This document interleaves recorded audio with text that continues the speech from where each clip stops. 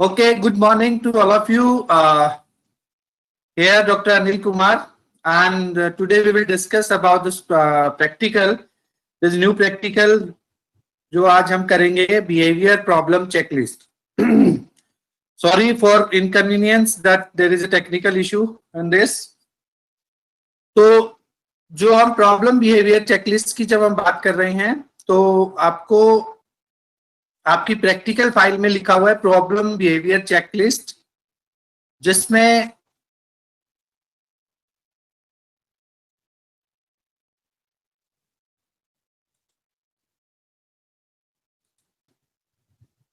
अब आ रही है, बीच में चली गई थी। आ रही है, आवाज आ रही है। Okay. चली गई थी लेकिन तो जो प्रॉब्लम बिहेवियर चेकलिस्ट आपके हैंडबुक में दिया हुआ है, वायलेंस सोशल मैच्योरिटी स्केल में किया था, उसी तरह से हम हमारे जो बिहेवियर प्रॉब्लम बिहेवियर चेकलिस्ट है उसमें करेंगे। तो जो आज हमने जो सेलेक्ट किया है जो टॉपिक है, बहुत सारी प्रॉब्लम बिहेवियर चेकलिस्ट हैं, बहुत सारी एडेप्टिव बिहेवियर स्केल हैं। तो उनमें से एक स्केल है जिसका नाम है बेसिक एमआर। तो this is developed by NIMH, National Institute for Empowerment for Persons with Intellectual Disability, Government of India, under Ministry of Social Justice and Empowerment. And this is developed by Rita Peshwaria and Dr. Jayanti Narayan. They are pioneer in this field, and they developed this test. After this test, there so many researchers, so many psychologists developed so many inventory, behavior checklists or rating scales based on this test. So this is important in clinical practice also, like when we are doing work for behavior modification, or we are doing work for problem behaviors among children. So we are using this test. Basically, a basic MR is a behavior assessment scale for Indian children. BASIC, behavioral assessment scale for Indian children. And MR is mental retardation because it developed in 1992, and that time we called mental retardation. Nowadays, after 2016, particular this condition, mental retardation, is called intellectual disability. So whenever you will write MR, write in brackets intellectual disability also. So in this practical, first of all, we will understand what is behavior, because behavior, what we can observe, what we can measure, what we can assess, जिसको हम assess कर सकते हैं, जिसको हम देख सकते हैं, जिसको हम measure कर सकते हैं, वो behavior है। हमारा कोई भी एक्शन जो है वो बिहेवियर है, ठीक है। तो किसी भी इंडिविजुअल, एनिमल, किस रोबोट आल्सो, कोई भी एक्शन जो है वो पर्टिकुलर बिहेवियर है। तो according to Kurt Lewin, behavior is defined as the function of pupil and environment. Person and environment means person और environment के साथ जो उसका function है वो behavior है. It means that particular action that which we can observe is behavior. So there are many type of behavior. In books also you will read so many, but here why we are reading these two things. One is covert and overt behavior. Overt behavior is which we can observe. हम जो देख सकते हैं जिस behaviour को, जो हमारा बाहर से, किसी का गुस्सा दिखाई देता है बाहर से तो बोलते हैं कि वो गुस्से में है. This is overt behaviour. कुछ गुस्सा ऐसा बिहेवियर भी है, कई लोगों का एंगर ऐसा भी होता है जो अंदर ही अंदर होता है. That is covert behaviour. So overt behaviour which we can observe, जो बाहर से दिखाई देता है. कोवर्ट बिहेवियर है जो कुछ ऐसे बिहेवियर हैं जो दिखाई नहीं देते हैं, बट पर्टिकुलरली उनकी कंसिस्टेंसी होती है इंडिविजुअल की पर्सनैलिटी में, उनके बिहेवियर में.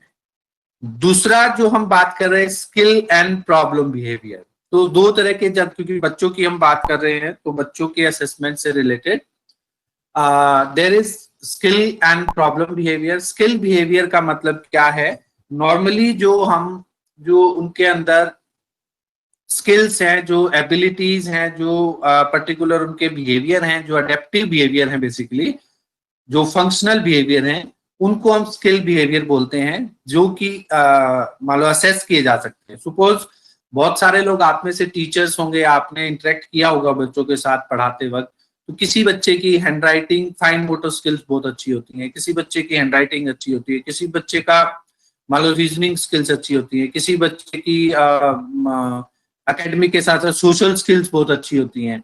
तो ये सारी स्किल्स होती हैं, इनको बोलते हैं स्किल्स बिहेवियर, स्किल बिहेवियर। दूसरा जो आज हम बात करें प्रैक्टिकल से रिलेटेड, वो है प्रॉब्लम बिहेवियर। तो प्रॉब्लम बिहेवियर क्या है वो हम एक बार जानेंगे, और कैसे उसको असेस कर सकते हैं हम बच्चों के अंदर। व्हेन वी से प्रॉब्लम बिहेवियर, कोई भी प्रॉब्लम बिहेवियर है, प्रॉब्लम बिहेवियर का पहले मतलब है कि ऐसा कोई बिहेवियर जो पर्टिकुलर हम देखते हैं, हम ऑब्जर्व करते हैं, कुछ ओड ना हो, किसी तरह का मान लो डिस्ट्रक्टिव बिहेवियर ना हो, किसी तरह का मान लो डिफरेंट बिहेवियर जो कि पर्टिकुलर एनवायरनमेंट को डिस्ट्रैक्ट करे, या इंडिविजुअल की जो लर्निंग आता कहां से है, बिहेवियर लर्निंग बेस्ड, कोई भी बिहेवियर है वो सीखा हुआ होता है। और इसीलिए साइकोलॉजी में एक बहुत बड़ी थेरेपी है बिहेवियर थेरेपी, जिसमें कि यही बताया जाता है कि किस तरह से हम बिहेवियर को चेंज कर सकते हैं। यानी कि जो चीज लर्न है उस चीज को अनलर्न किया जा सकता है। जो बिहेवियर लर्न किया जा चुका है, जो सीख चुका है कोई पर्टिकुलर, वो हैबिचुअल हो चुका है, वो पर्टिकुलर उसकी आदत उसको पड़ गई है, उस बिहेवियर को हम अनलर्न भी कर सकते हैं। ठीक है, तो उसमें मान लो किसी की स्टबननेस है, एक बच्चा है स्टबन है, जिद करता है बहुत ज्यादा एक्सेस में, तो देर बहुत सारे साइको सोशल फैक्टर रहे होंगे, बहुत सारे ऐसा एनवायरनमेंट रहा होगा उसका, जिसकी वजह से कि वो अटेंशन सीकर और स्टबननेस उसके अंदर आ गई। तो अब वो जो बिहेवियर है वो क्या है, स्टबननेस। तो वो जो स्टबननेस है एक बिहेवियर है, उस बिहेवियर को हमें अगर मॉडिफाई करना है तो उसके लिए बहुत सारी स्ट्रेटेजी हैं, और हम उस बिहेवियर को मॉडिफाई कर सकते हैं, उस बिहेवियर को हम चेंज कर सकते हैं through different type of techniques. ठीक है, जिसमें कि पॉजिटिव रिइंफोर्समेंट और नेगेटिव रिइंफोर्समेंट का बहुत बड़ा रोल रहता है। तो बिहेवियर प्रॉब्लम कब बोलेंगे, जब कोई एज अप्रोप्रिएट बिहेवियर ना हो। पर्टिकुलरली एक 15 साल का बच्चा है और वो मुंह में अंगूठा रखता है, ठीक है, वो मान लो बार बार मुंह में अंगूठा रखता है, और मोस्ट ऑफ द टाइम जो भी बहुत ऑब्जर्व करते हैं सबको पता है कि वो बहुत ज्यादा अंगूठा रखता है। इट मीन्स वो एज अप्रोप्रिएट बिहेवियर नहीं है। मान लो खुद के लिए दूसरों के लिए खतरनाक हो, हजार्ड्स हो, मान लो पर्टिकुलर, बहुत बार ऐसा होता है, जैसे ज्यादातर मेंटल इलनेस केसेस हैं, सिजोफ्रेनिया है या इंटेलेक्चुअल डिसेबिलिटी है, इस तरह के केसेस में ज्यादा होता है कि वो सेल्फ इंजीरियस बिहेवियर और दूसरों के लिए भी इंजीरियस बिहेवियर, मान लो पर्टिकुलर उस टाइप के बिहेवियर शो होते हैं। ठीक है, बहुत aggression is also one thing, just after aggression जो रिएक्शन है वो भी सेल्फ इंजर्ड हो सकता है। तो वो कंसिस्टेंसी देखनी पड़ेगी। ऐसा नहीं है कि कोई एक बार गुस्सा करे या एक बार किसी ने इस तरह से देखा और आप बोल दो कि भी ये प्रॉब्लम बिहेवियर है। नो, प्रॉब्लम बिहेवियर के कुछ रूल्स हैं, रेगुलेशंस है कि कब हमें प्रॉब्लम बिहेवियर बोलना है। It will come after this point. Socially unacceptable है, अगर मान लो कोई ऐसा बिहेवियर है जो पर्टिकुलरली एक्सेप्टेबल ना हो, जो सोसाइटी के नॉर्म्स के अकॉर्डिंगली एक्सेप्टेबल ना हो, तो वो भी प्रॉब्लम बिहेवियर में काउंट आता है। डिस्ट्रैक्टिंग अदर और एनवायरनमेंट, बेसिकली अगर एनवायरनमेंट को या दूसरों को डिस्ट्रैक्ट करता है, जैसे कि एक क्लासरूम है, उस क्लासरूम के अंदर एक बच्चा है, बार बार डिस्ट्रैक्ट करता है, आवाजें निकालता है, वो अलग अलग तरह के एक्शन करता है क्लास में, तो वो कंसिस्टेंसी है उसकी 2 से 4 महीने तक पर्टिकुलरली हमने ऑब्जर्व किया और देखा कि वो ऐसा ही कर रहा है, तो वो प्रॉब्लम बिहेवियर काउंट होगा। नॉन पर्पसफुल है, मान लो कोई पर्पस ना हो, और यू कैन से दैट कि एमफुलनेस, जो एमफुल बिहेवियर है वो उसकी अंडरस्टैंडिंग उसको ना हो, टाइप के पर्टिकुलर एनवायरनमेंट को समझ के बिहेवियर करने की अंडरस्टैंडिंग ना हो, then we will count that problem behaviour.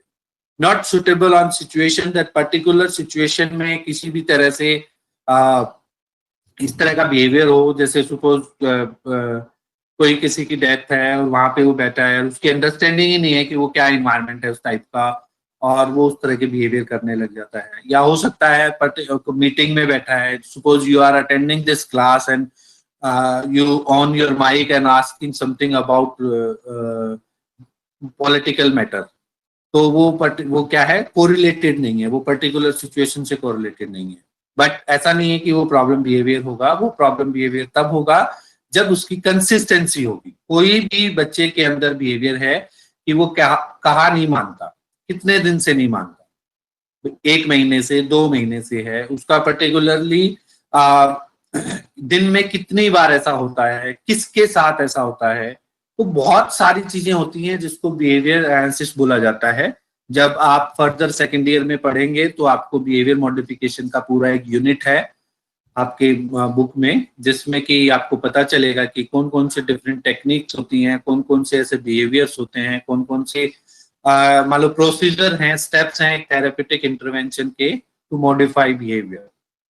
तो जैसे कि when undesirable behavior consistently occur from 2 to 4 months or more, ये जरूरी है कि कोई भी पर्टिकुलर बिहेवियर है, आप आपके आसपास के बच्चों का बिहेवियर देखो, और कुछ ऐसे बच्चे होंगे जिसको बोला जा सकता है, जिसको मान लो कि इंडिकेट किया जाता है, लेबल किया जाता है उसके बिहेवियर को लेके कि वो बड़ा अटेंशन सीकर है, वो बहुत बैठता नहीं है एक जगह, उस हाइपर एक्टिविटी है, वो कहा नहीं मानता है, ठीक है। तो इस टाइप की जो ऑब्जर्वेशंस हैं वो एक भी वन टाइम बिहेवियर की वजह से नहीं है, वो कहीं ना कहीं उसका रिलेशन है कि उसकी जो कंसिस्टेंसी है बिहेवियर में, वो कंसिस्टेंसी बहुत दिनों तक चलती रहती है, इसलिए उसको इस तरह से बोला जाता है। सो problem behavior is based on learning principle. This is very important to understand as a psychology student, कि you should know that problem behavior is based on learning principle. यानी कि कोई भी बिहेवियर है वो बिहेवियर लर्निंग प्रिंसिपल पे होता है, यानी कि सीखा हुआ होता है, लर्निंग के बेस प्रिंसिपल पे होता है। जो लर्निंग साइकोलॉजी में लर्निंग जो चैप्टर है उसमें लिखा है ना एक परमानेंट चेंज, ठीक है। तो वो धीरे धीरे उस बिहेवियर को सीख लेता है, तब लर्निंग होती है। अगर वो प्रॉब्लम बिहेवियर है, वो बिहेवियर मान लो अभी हम पढ़ेंगे उन बिहेवियर्स के बारे में, इस तरह का बिहेवियर है और वो सीख जाता है, तो through behaviour modification technique we can change. As a psychologist है आपके दिल्ली एनसीआर में हार्डली 5 या 6 बेस्ट बिहेवियर थेरेपिस्ट हैं, बिहेवियर मॉडिफिकेशन के एक्सपर्ट्स हैं, जो पर्टिकुलरली स्ट्रेटजी यूज करके, साइकोलॉजिकल टेक्निक यूज करके है, पेरेंटिंग काउंसलिंग और बिहेवियर मॉडिफिकेशन करते हैं।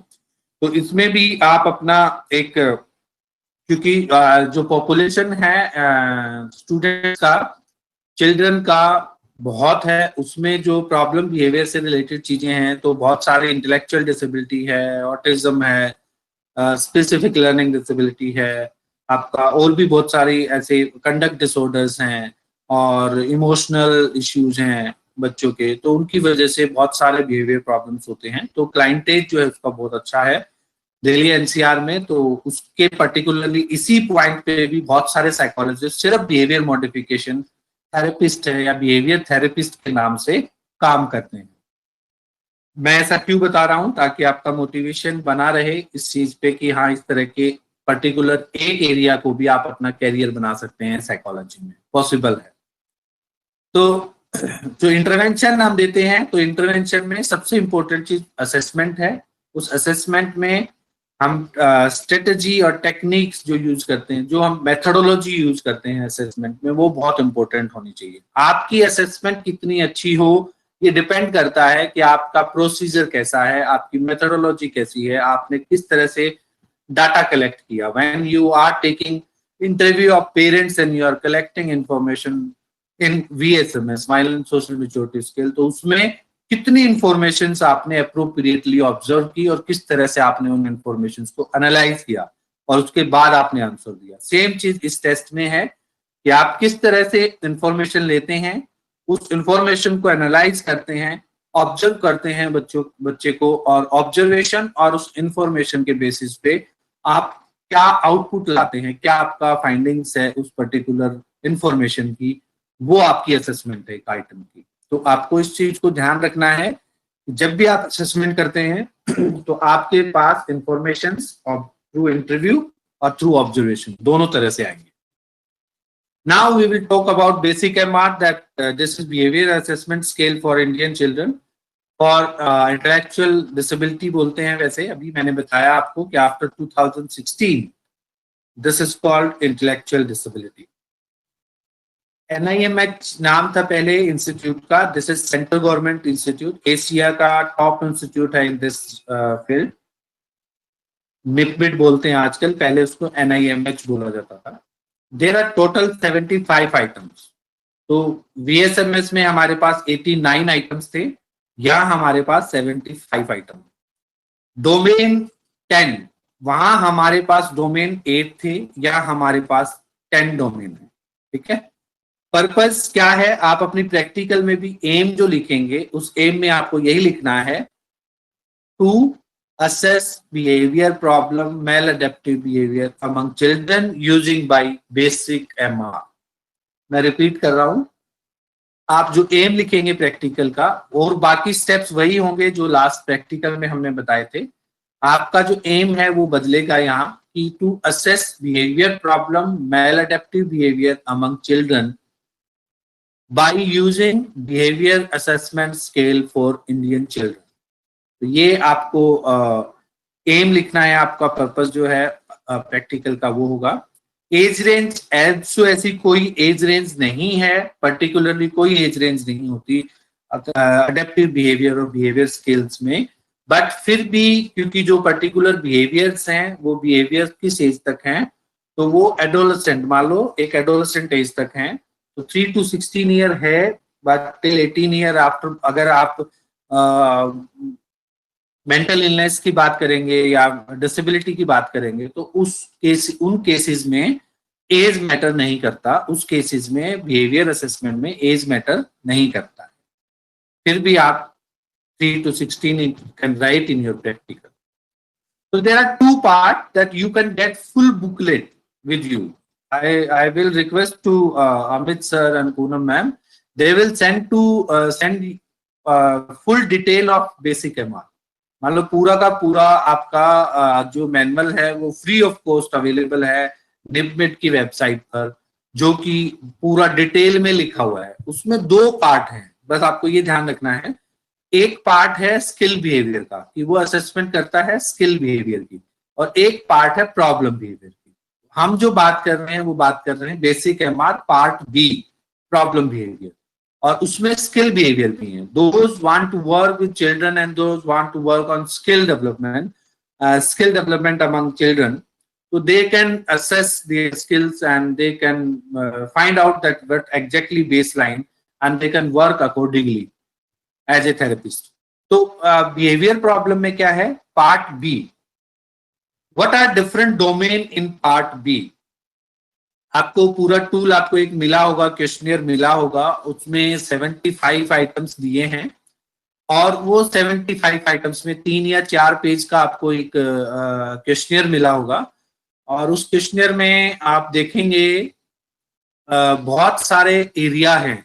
अगर आपने जिसने नहीं पढ़ा होगा, आई एम श्योर कि बहुत सारे स्टूडेंट्स ने नहीं पढ़ा होगा, तो मैं आपको अभी आपके हाथ में वो होना चाहिए क्वेश्चनियर, और उस क्वेश्चनियर में आप देखो पहले ही जो लाइन है, पहला जो आइटम है, उससे पहले क्या लिखा है, उससे पहले लिखा होगा वॉलेंट एंड डिस्ट्रक्टिव बिहेवियर। फिर आप देखो आइटम नंबर 16 है, आइटम नंबर 16 के बाद क्या लिखा हुआ है, वहां लिखा होगा टेम्पर टेंट्रम। उसके बाद कुछ आइटम्स हैं, उसके बाद देखो, तो इस तरह से 10 एरिया है वहां। वॉलेंट एंड डिस्ट्रक्टिव बिहेवियर एक एरिया है, और एक सेकंड बस, वॉलेंट एंड डिस्ट्रक्टिव बिहेवियर है, टेम्पर टेंट्रम है, मिसबिहेव विद अदर्स है, self injurious behaviour, repeated behaviour, odd behavior, over activity or hyper activity, rebellious behavior, antisocial behavior and fear। तो ये 10 डोमेन है ये डोमेन टेस्ट में बनाए हैं, टेस्ट वालों ने बनाए हैं, और इनका बाकायदा इनमें बहुत सारे रिसर्च करके उस रिसर्च के बेसिस पे इन एरिया को डिफाइन किया है। और उन एरिया में जो आइटम्स डाले हैं वो आइटम्स भी रिसर्च बेस्ड हैं। उसका बहुत बड़ा सैंपल लेके उसमें से फिर वो टेस्ट कंडक्ट किया है और काफी सालों में ये टेस्ट बना है, तो उसके बेसिस पे ये 10 बिहेवियर निकाले। अब ये इंटेलेक्चुअल डिसेबिलिटी या मेंटल रिटार्डेशन बोला जाता है इस टेस्ट को, लेकिन ये टेस्ट नॉर्मल पॉपुलेशन में भी यूजफुल है, ये टेस्ट दूसरे बच्चों के साथ में भी यूजफुल है। तो इस चीज को भी ध्यान रखना है कि जो ये बिहेवियर हैं, बहुत सारे ऐसे बिहेवियर हैं जो सीवियर बिहेवियर हैं, जिसमें कि ड्यू टू इंटेलेक्चुअल डिसेबिलिटी और due to mental illness, maybe that severity level of that particular behaviors are more. But many behaviors, if you will observe, there are many behaviors which we are observing in students time to time in classroom, in home environment, and different places. So we can use this test in normal so-called that non-disability or non-mental illness students. तो these are the 10 area, 10 domain. बार बार आएंगे, दोबारा है आपको जो questionnaire मिला है, जो आपको टेस्ट मिला है, उस टेस्ट में ये लिखा हुआ है, ये सारे के सारे टेस्ट मेंशन हैं। अभी कौन से आइटम पे कहाँ हैं, कैसे हैं, that we will discuss later. Okay, now the scoring part. This is very simple test and simple scoring. आपने देखा होगा आपके पास जो टेस्ट है उसके फर्स्ट पेज पे लिखा भी हुआ है, जो ये लिखा हुआ है मैंने अपने आप से नहीं लिखा, कि जो फर्स्ट पेज बुकलेट आपको जो एक टेस्ट मिला है, उस टेस्ट के फर्स्ट पेज पे आपको लिखा होगा कि ऑप्शन दिए हुए हैं 3, never, occasionally and frequently. This is very important to understand that when you will say that behavior is showing never, this is occasionally, or this is frequently. This is the backbone of this test. If you will understand, never, अगर कोई particular behaviour है, मान लो कि एक बच्चा है और एक बिहेवियर है उसमें हिट्स अदर, कि एक बच्चा दूसरों को मारता है, और आप इंटरव्यू ले रहे हैं पेरेंट्स से, गार्जियन से पूछ रहे हैं। बहुत सारे आपके एमए साइकोलॉजी के जो सीनियर स्टूडेंट्स हैं, उन्होंने बहुत ने रिसर्च किया है इस टेस्ट के ऊपर। अपना जो सेकेंड ईयर का जो प्रोजेक्ट है, वो प्रोजेक्ट बनाया है इंटरवेंशन स्टडी एक्सपेरिमेंटल रिसर्च करके, और बहुत अच्छा प्रोजेक्ट्स बनाए हैं। 3-4 स्टूडेंट्स को तो जानता हूं मैं, जो कि पर्टिकुलरली उन्होंने पब्लिश भी किया है। तो ये एक रिसर्च पर्पज से भी यूज हो सकता है टेस्ट। तो वो जब रिसर्च पर्पज से करते हैं तो बहुत बार ऐसा स्कूल से भी इंफॉर्मेशन लेते हैं। तो जिससे भी आप इंफॉर्मेशन ले रहे, वो आप टीचर से ले रहे हैं, पेरेंट्स से ले रहे, गार्जियन से ले रहे, और आपकी ऑब्जर्वेशन। अगर कोई पर्टिकुलर बिहेवियर बिल्कुल नहीं है कि नहीं करता, तो भी सिंपल है, वो बोले कि नहीं करता, ऐसा नहीं है, ऐसा बिहेवियर नहीं होता, तो यू विल स्कोर 0, और आपको वो नेवर कैटेगरी में आएगा कि वो नहीं करता है। अगर particularly the parents also using word sometime, often, कभी कभी करता है, बहुत दिन हो गए अभी तो ऐसा किए हुए, तो इस टाइप के अगर स्टेटमेंट्स आते हैं, this will come in occasionally.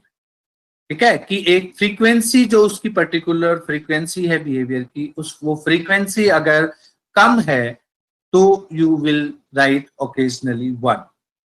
Then अगर वो पर्टिकुलर बिहेवियर फ्रीक्वेंटली है, अगर आपने देखा हो कोई बच्चा ADHD, attention deficit hyper activity disorder, उसमें 2 बिहेवियर जो हैं वो पर्टिकुलरली कंसिस्टेंटली होते हैं, जैसे कि एक हाइपर एक्टिविटी है और एक इम्पल्सिविटी है। तो इरिटेट होना, फ्रस्ट्रेट हो जाना, बार बार मान लो आर्ग्यूमेंट करना, इस टाइप के बिहेवियर उसमें आते हैं। एक है कि वो उसका जो सीटिंग स्पैन है, अटेंशन एंड कंसंट्रेशन स्पैन है, वो एडिक्वेट नहीं होता, एप्रोप्रिएट नहीं होता, तो वो 2 पर्टिकुलर बिहेवियर है, यानी कि वो फ्रीक्वेंटली होता है। तो उस चीज को आपको काउंट करना है 2 में। अगर कोई बिहेवियर फ्रीक्वेंटली है, बार बार होता हो, जैसे कि अगर टैग हो उस बच्चे के, लेबलिंग हो उस पर्टिकुलर बिहेवियर की, कि ये तो हाथ मुंह में अंगूठा ही रखता है, ये तो बीच में टोकता ही रहता है हमेशा, जब भी कोई दो लोग बात करते हैं तो बहुत ज्यादा बीच में टोकता है, बहुत ज्यादा बीच में टोकता है का मतलब क्या है, फ्रीक्वेंटली है। यू कैन आस्क ओके दिन में कितनी बार, you can ask okay routine average क्या होगा दिन में, कि दिन में बताया कि 5 बार ऐसे करता है, तो इसका मतलब रेगुलर होता है, और एवरेज डे का एक 5 है एवरेज, तो इसका मतलब उसकी जो कंसिस्टेंसी है, फ्रीक्वेंसी है, वो ज्यादा है, then we will use this frequently, और we will give score 2। Okay, तो 0, 1 एंड 2 यही स्कोर है। 0 स्कोर तब देंगे जब वो बिहेवियर बिल्कुल नहीं होता। ओकेजनली में है कि जब हमें इंटरव्यू लेते हैं पेरेंट्स से या गार्जियन से या टीचर से, होता है कि हाँ ऐसा होता है, कभी कभी करता है, ठीक है, we can recheck, we can reconfirm कि ओके एक बार फिर बताइए कि सम टाइम का क्या मतलब है, तो वो बताएंगे कि भी ऐसे नहीं, कभी कभी ऐसे करता है, रोज नहीं करता है, then you will give 1 score. अगर वो फ्रीक्वेंटली है, हाँ ये तो बहुत ज्यादा है, अगर बहुत सारे स्टूडेंट्स ऐसे होते हैं जो खासकर इंटेलेक्चुअल डिसेबिलिटी में है, लर्निंग डिसेबिलिटी है, ऑटिज्म है, ठीक है, मेंटल इलनेस केसेस में भी है, उसमें फ्रीक्वेंटली होता है वो पर्टिकुलर एक बिहेवियर जो है, फ्रीक्वेंटली होता है, ठीक है, उसकी कंसिस्टेंसी हाई होती है, तो हम लिख सकते हैं। अब जैसे स्टबननेस है, आप देखोगे नॉर्मली अगर ऑब्जर्व करोगे तो बच्चों के अंदर स्टबननेस बहुत ज्यादा है, जो जिद्दी बिहेवियर है वो बहुत ज्यादा है, ठीक है, तो आप जिद वाले स्टबननेस की बात करेंगे तो मुझे लगता है कि हर बच्चे के, मान लो कि 10 में से 8 पेरेंट्स जो हैं वो बोलेंगे फ्रीक्वेंटली, तो you can write this two, okay, because maybe this is a common behavior and due to there are like psychosocial factors, तो हर बच्चे को एक अटेंशन की रिक्वायरमेंट है, उस अटेंशन के चक्कर में वो जो स्टबननेस है उस तरह का बिहेवियर करता है, you can write this two.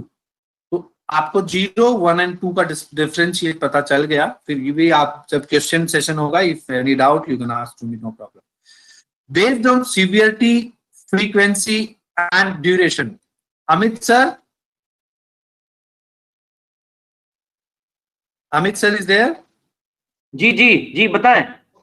Okay sir, बीच में थोड़ा सा आप बोल दीजिए, अगर मैं, मुझे लगेगा कि यहाँ कोई सुन रहा है। ठीक है सर, ठीक है ठीक है। Based on severity, frequency and duration of the behaviour, तो ये जो पर्टिकुलर जो सीवियरिटी का मतलब क्या है कि कितना सीवियर वो बिहेवियर है, ठीक है, फ्रीक्वेंसी का मतलब है कि कितना वो बार बार होता है, ड्यूरेशन का मतलब क्या है कि एक टाइम में कितना लंबा चलता है, कि एक बच्चा है ये तो डेली आधा घंटा 1 घंटा इस स्टबनेस में है, रोना धोना और सब चीजों में लगाता है, तो वो ड्यूरेशन है। तो इन तीनों चीजों मिला के उस पर्टिकुलर बिहेवियर की ऑब्जर्वेशंस बनेंगी, जिसके बेसिस पे we will score this. Okay, now come to the point. कल बहुत टाइम बैठ के मैंने इसको बनाया है ताकि आपको कंफ्यूजन ना हो। आपके पास ये क्वेश्चनियर है, और सर एक बार if any question till now they can ask to me, और you can write question in question box, I can read. ठीक है।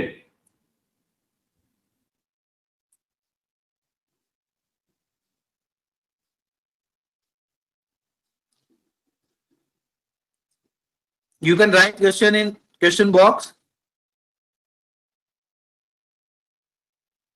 Bhavna Dikshit, this is a good question, that how we can convert covert behavior. This is the magic of psychology, that we can assess covert behavior also. There are so many standardized tools, like suppose aggression scale है, depression scale है, stress scale है, बहुत सारे ऐसे psychological test हैं जो कि stress दिखाई नहीं देता, स्ट्रेस ओवर्ट बिहेवियर में आता है, कोवर्ट बिहेवियर में आता है, तो वो जो असेस किया जा सकता है। We have so many test. Intelligence also like covert, but we can assess intelligence also. This is the magic of psychology. A student with very high IQ may also not show age appropriate behavior, then it is also problematic behavior. If the consistency and frequency, definitely, if you will heard about Asperger syndrome. They are very highly intellectual children, and there are also so many behavior problems. So this will come in behavior problem if there is a frequency and consistency. Sir, any example for socially unacceptable behavior? Socially unacceptable behavior. Mummy के साथ बच्चा एक shop पे गया and वहां जाके वो रोने लग गया, वो चलने लग गया, वो कुछ सामान लेने के लिए गए और वहां पे वो बहुत बुरी तरह से रोने लग गया और इस तरह का बिहेवियर करने लग गया। ठीक है, तो ये भी है। दूसरा, अब्यूज करना, एक पर्टिकुलर एक सोशल प्लेस में अब्यूज करना या मतलब इस तरह का कोई और बिहेवियर करना is also socially unacceptable behaviour. बहुत बार होता है जब बच्चा जिद पे आता है, खासकर एडोलेसेंट में है, they are not looking that वो इंसल्ट हो रही है नहीं हो रही है, उस टाइप की मेच्योरिटी वो नहीं मैटर रखता उनके लिए, and they are showing that type of behaviour because they are learn that behaviour, उनकी लर्निंग होती है उस particular behaviour.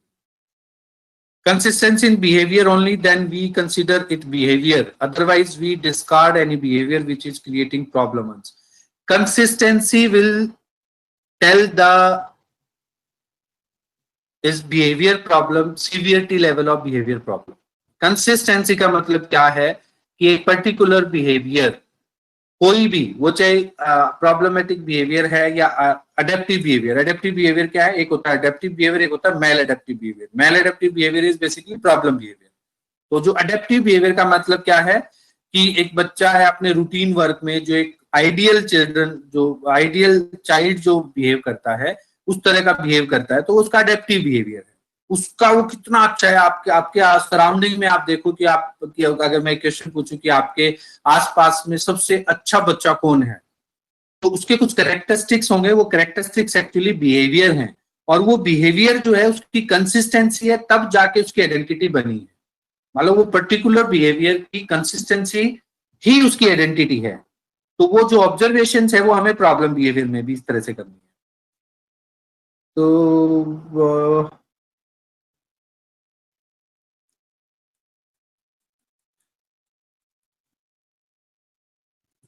Deepak Man, this is NIPMID. Sir, this test is more successful for kid with mental illness.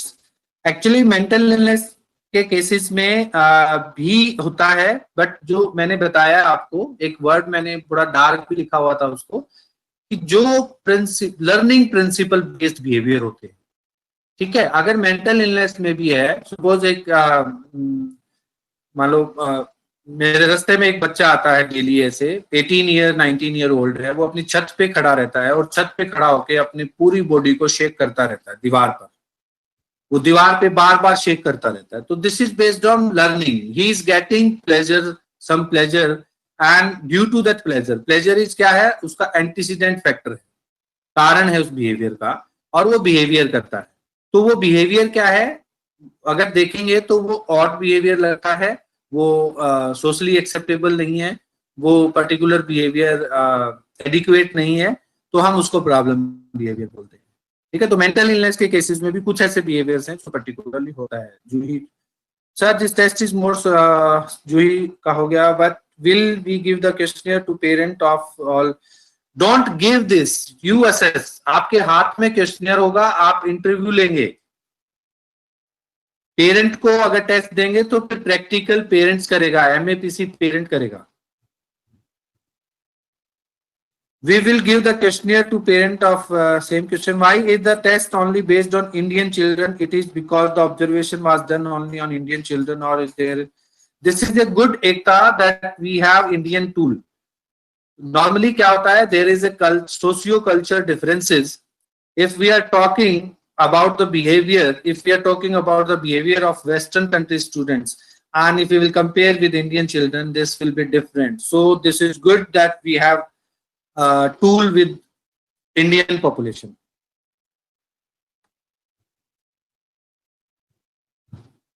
बच्चों के behaviour में कौन कौन से क्वेश्चन करने हैं, वो हमारे 75 क्वेश्चंस हैं अभी। Sir, VSM and DST test are also at par with basic MR test. नहीं समझ में आया नया मातुल? DST is developmental screening test है, and VSMS are both are developmental tool, developmental assessment tool, we are assessing the milestone of the children. But behavior MR, basic MR is basically for specifically your behaviors only, behavior, problem behavior. Do we have to take only the baseline assessment in our practical? Yes, Akanksha, this is important point, very important point. और मैंने लिखा भी है, अगर आप screen देखोगे तो screen पे जो Q1 है, Q2 है, Q3 है, उस पे ब्लैक रेड मार्क से क्रॉस लिखा हुआ है, यानी वो आपके लिए नहीं है. Sir, is this high severity in behavior occasionally but frequently is not much? Which factor will be given important frequency? Sir, if there is high severity in behavior, अगर आपने high severity बोल दिया तो सिंपल है कि वो frequently होता है behavior. Just okay. Anything else? Whatever questions I observed till here, I think सबका मैं response दे चुका हूँ. फिर भी अगर कोई question है, you can write in question box. Preeti, last question, high severity in behavior occasionally but frequently is not much. What factor we will give for high severity? If you are saying high severity, it means that you will give frequently. तो जो question है उसमें आप देखोगे occasionally, frequently and जो आपका particularly never, occasionally and frequently. There are 3 observations, and according to these observations we will give score 1, 2 and 0.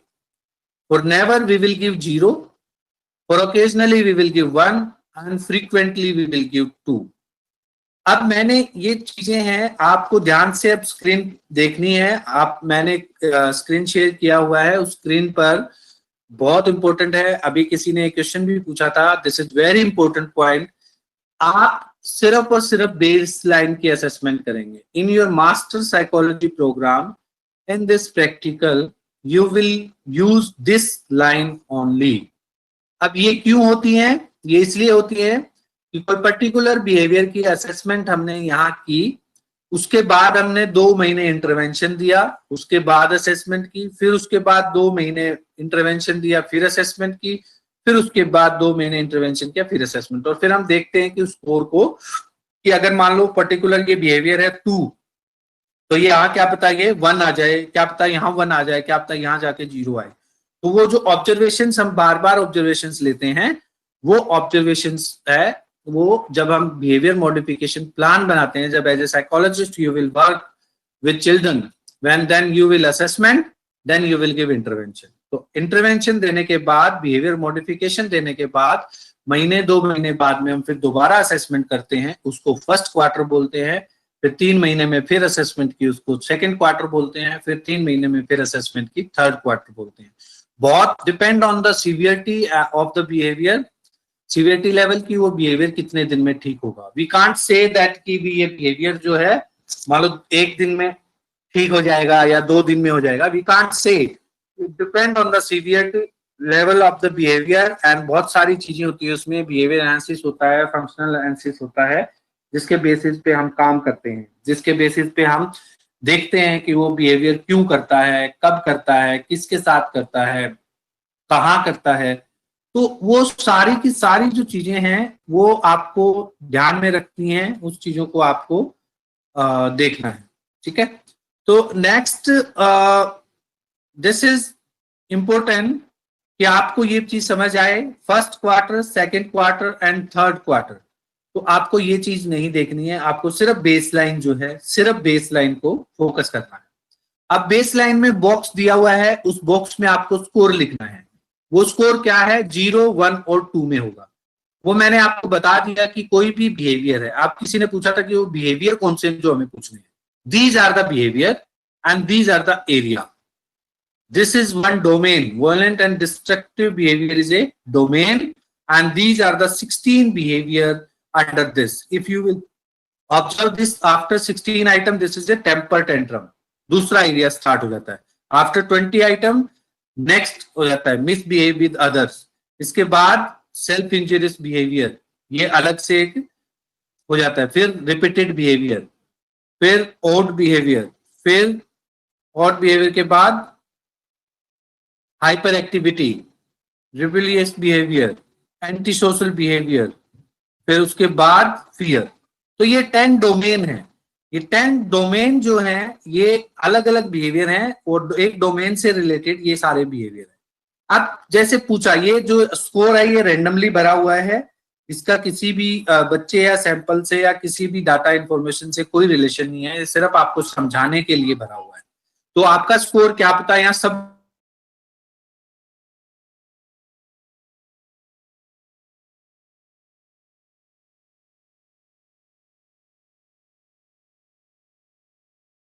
Sir आवाज नहीं आ रही आपकी। Hello Anil sir. जगह। सर माइक ऑन है मेरा। अच्छा अच्छा, बीच में कट रही है। अच्छा, इसमें एक ना बेस ये पूछ रही है, बच्ची है ये, कि इसका बेस क्या है। एक बच्ची ने क्वेश्चन किया था,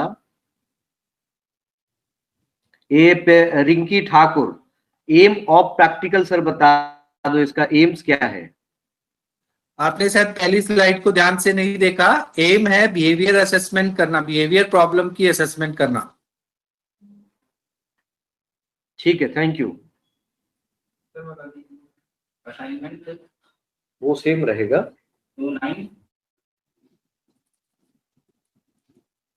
मेरी आवाज नहीं आ रही है तो सर आप मुझे बोल दीजिए, चलेगा। ये लिखा हुआ है what is the purpose, aim, एक ही बात है, to assess behaviour problem maladaptive behaviour among children.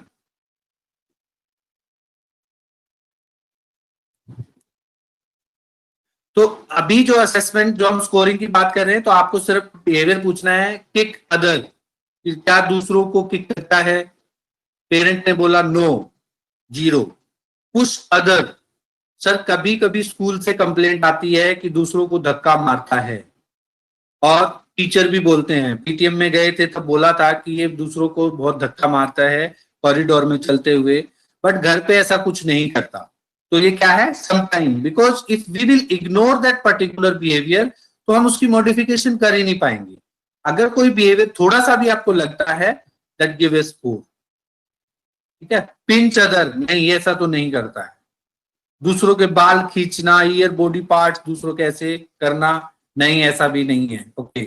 Slab other, हाँ मारता है दूसरों को, ये भी स्कूल से ही कंप्लेंट आई थी कि दूसरों को मारता है। तो अगर कोई पर्टिकुलर बिहेवियर है और आपके सामने आता है, that you will say okay, you will give 1 because if you will assess that particular behavior। जब हम क्लिनिकल प्रैक्टिस में काम करते हैं तो हम इग्नोर नहीं कर सकते। अगर हम इग्नोर करेंगे तो क्या होगा, हमें पता ही नहीं चलेगा कि हमें कौन से बिहेवियर को ठीक करना है, कौन से बिहेवियर को हमें मॉडिफाई करना है।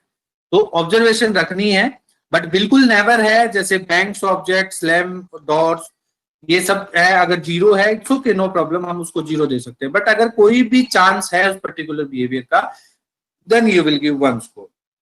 तो इस तरह से आपको ये क्वेश्चन पूछने हैं। You can repeat that question, you can ask that की उसको रिपीट कर सकते हैं। दूसरा ये भी कर सकते हैं कि बहुत सारे बिहेवियर ऐसे, जैसे कि हमने वायलेंट सोशल मैच्योरिटी स्केल में बात की थी, कि कोई ऐसा बिहेवियर भी हो सकता है कि भी पेरेंट छुपा रहा हो या बताना नहीं चाहता हो या सामने आपको दिखाई दे रहा है। जैसे कि पूछा आपने कि ये एक जगह बैठ जाता है, इसकी अटेंशन और कंसंट्रेशन अच्छी है या ठीक है, सस्टेन कर पाता है, और पेरेंट्स बोलता है हाँ वो तो है, और लेकिन वही बच्चा बहुत सारे ऐसे बिहेवियर कर रहा है, एक जगह पे नहीं बैठ रहा है, और जो उसका सीटिंग स्पैन है वो बिल्कुल कम है। तो इस टाइप के बिहेवियर के लिए आपको रीचेक करना है, उसको, इसके लिए आपको दोबारा पूछना है उस पर्टिकुलर बिहेवियर को। तो जिससे कि पर्पज इज, हमें आपके ब्रेन को एज ए साइकोलॉजी स्टूडेंट आपके पास एप्रोप्रिएट इंफॉर्मेशन आनी चाहिए। ठीक है। जिस तरह कुएं से पानी निकालते हैं, तो कुएं से पानी निकालने के लिए हमें रस्सी, और रस्सी के साथ में मान लो कोई बर्तन हमें साथ में लेके उस रस्सी को डालना पड़ेगा, डाल के उसको फिर खींचना पड़ेगा। इसी तरह से साइकोलॉजिकल असेसमेंट में होता है कि जब भी आप कोई असेसमेंट करते हैं तो आपको इन डेप्थ ऑब्जर्वेशन करनी है, आपको इंफॉर्मेशन को क्रॉस चेकिंग है, वो सब चीजें करनी है। आपके पास रेलिवेंट इंफॉर्मेशन आएगी, आपकी असेसमेंट बेटर होगी। ठीक है। तो ये बिहेवियर्स हैं। कोई ऐसा बिहेवियर हो जो आपको ना समझ में आए, you can ask to me, ये जो स्कोर्स हैं, इस तरह के स्कोर्स दिए मिलेंगे, मान लो आपको देने हैं, आपको जो एंट्री करनी है इसमें सिर्फ पूछना है पेरेंट से, गार्जियन से, और उस इंफॉर्मेशन को 0, 1 और 2, बस 3 चीजें हैं जो आपको यहाँ पे लिखनी है अकॉर्डिंग टू द बिहेवियर। ठीक है, कई बार ऐसा हो सकता है कि किसी एक पर्टिकुलर डोमेन में या बिहेवियर में 0 स्कोर आएगा, कि एक भी बिहेवियर उस तरह का नहीं होगा। ठीक है, तो इस चीज को आपको देखना है कि कौन कौन से ऐसे बिहेवियर हैं। जैसे कि ये देखो कि आप पूरा का पूरा एरिया ओड बिहेवियर में पूरा का पूरा 0 स्कोर है, यानी कि वो पर्टिकुलर जो बिहेवियर है उसके नहीं है उस तरह के। ठीक है, तो ये ज्यादातर ओड बिहेवियर जो है, खासकर जैसे ऑटिस्टिक चिल्ड्रन है एंड सम सेंसरी इश्यूज हैं, तो उस टाइप के बच्चों के लिए ज्यादा मान लो इस तरह की चीजें आती हैं। तो हाइपर एक्टिविटी है, जैसे लिखा does not sit at one place for required time. Parent ने इंफॉर्मेशन दिया, हाँ बिल्कुल नहीं बैठता है, जहां इसको बोला जाता है ये क्लास में भी बैठता नहीं है, इधर से उधर रहता है, एक स्टूडेंट के पास चला जाता है, दूसरे स्टूडेंट के पास चला जाता है, घर में भी बैठता नहीं है अपनी उसके। आज सिर्फ मान लो पर्टिकुलरली अगर हम डायरेक्शन देंगे तब भी 2 मिनट या 5 मिनट बैठ पाएगा। तो इस टाइप की जो स्टेटमेंट्स हैं वो सीवियरिटी दिखाती हैं उस बिहेवियर की, एंड सीवियरिटी के बेसिस पे that we can give mark and we can give score, and our assessment will be good if we will observe also. So these observations are the score which we will give in this test. Okay, so after this administration, how we will score, how we will count this, and how we will find the cumulative percentage of that particular behaviors, वो आपको देखना है। मैंने एक line लिखी है आपको पढ़ाने के लिए ताकि आप थोड़ा सा ध्यान से रखें।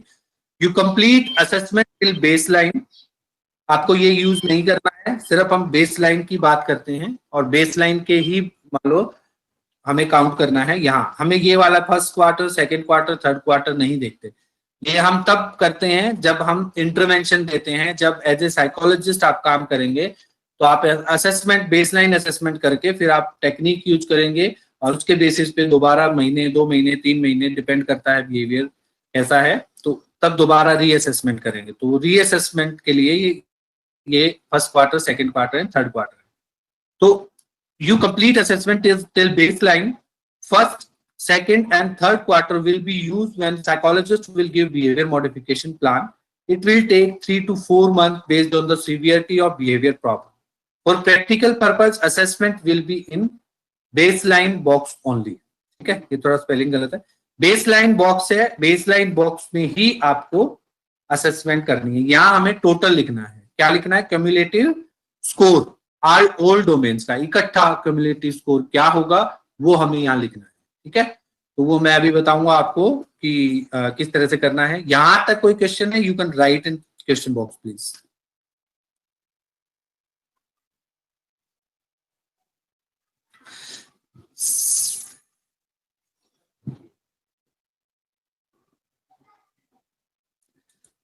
Sarika, we will send the full test to you and you can find out the researcher who developed this. This is Rita Peshwaria and Dr. Jayanti Narayan. Rita Peshwaria was the clinical psychologist and she was the sister of Kiran Bedi. और याद रखने के लिए बता रहा हूँ कि आपका नाम याद रहे। Yamini Verma, what are the various domain of behaviour problem. Sir ये बॉक्स बने हुए हैं, इनके ऊपर first second quarter in box है। आपका क्वेश्चन का आंसर मैंने दे दिया शायद यामिनी। तो नेक्स्ट है डोमेन, हमारे 10 डोमेन अभी आएंगे आगे। बेसलाइन का मतलब होता है पहली असेसमेंट। एक सेकंड,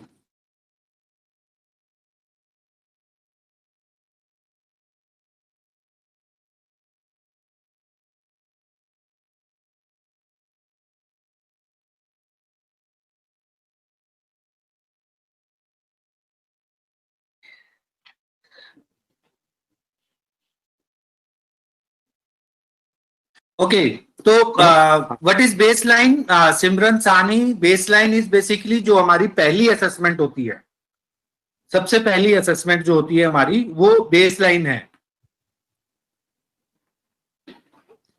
मान लो कोई बेसलाइन का मतलब है कि अगर आपको किसी जिम में गए, तो जिम में जाते हैं तो जिम में जाते ही फर्स्ट डे आपका वेट किया जाता है और आपका पूरा मान लो मेजरमेंट होता है। तो वो मेजरमेंट क्यों होता है? बेसलाइन है, ताकि आपको जिम पर्सन कैन टेल कि देखो after this 2 month and this result came.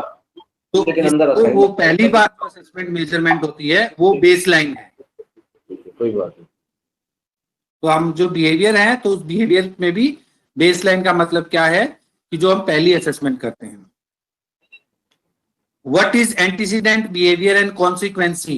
During the behavior modification plan, we are using this.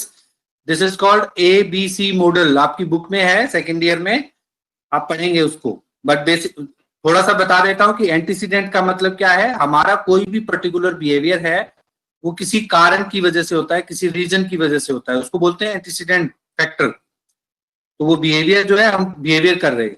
और कॉन्सिक्वेंसी का मतलब क्या है कि बाद में आफ्टर दैट बिहेवियर क्या होता है, पर्टिकुलर सराउंडिंग जो है उसका क्या रिएक्शन रहता है आसपास के लोगों का। जैसे कि एक बच्चा है, टॉफी उसको चाहिए, चॉकलेट चाहिए, चॉकलेट की वजह से वो रो रहा है। रोना is behaviour, antecedent factor is basically कि उसको चॉकलेट चाहिए। कारण क्या है कि उसको चॉकलेट चाहिए। बिहेवियर इज कि वो रो रहा है। कॉन्सिक्वेंसी क्या है कि मम्मी ने चॉकलेट दे दी। This can be one consequence. Mummy ने चॉकलेट के लिए मना कर दिया, this can be another consequence. और मम्मी ने उससे कोई काम करवा, कुछ किसी तरह का एक्ट करवाया, टास्क करवाया और उसके बाद चॉकलेट दी, ये भी एक कॉन्सिक्वेंसी है। तो वो कॉन्सिक्वेंसी डिफाइन करती है कि नेक्स्ट बिहेवियर क्या होगा। अगर मम्मी उसने रोया और चॉकलेट मांगी और उसको चॉकलेट दी, तो उसका जो पर्टिकुलर बिहेवियर है वो बिहेवियर इंक्रीज हो जाएगा। Undesirable behaviour will increase. जो वो रोना वो दिखाने के लिए करता है, तो वो रोना जो है वो बढ़ जाएगा, जिसको बोलते हैं स्टबर्ननेस। ज्यादातर इसी वजह से स्टबर्ननेस जो बढ़ती है बच्चों में, only one reason. Why are there so many column under assessment? Muskan, ये कॉलम जो है 4 बने हैं, तो उसमें से 3 आपको यूज नहीं करने हैं, आपको एक ही करना है, बेसलाइन वाला।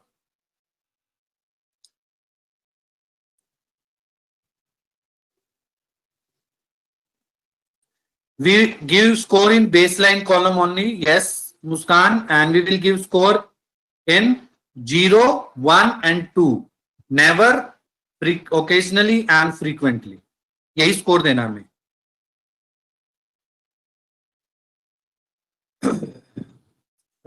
Anjali, you can ask 2 questions from special educator, but आपको रेलिवेंट इंफॉर्मेशन पेरेंट्स से ही मिलेगी।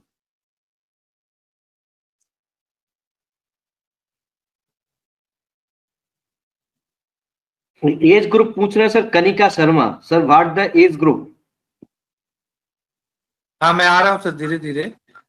जी सर, जी सर। मेंटली और फिजिकली चैलेंज पर नहीं समझ में आया पिंकी ने क्या लिखा है, but we you can use this with intellectual disability students also.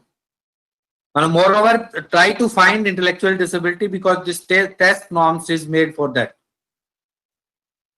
If you are not able to get, you can do with other students.